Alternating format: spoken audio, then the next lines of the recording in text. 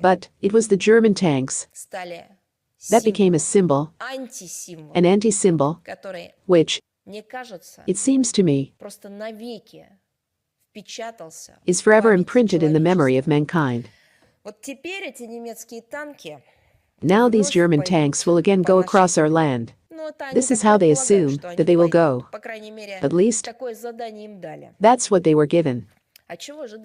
What is expected in Berlin?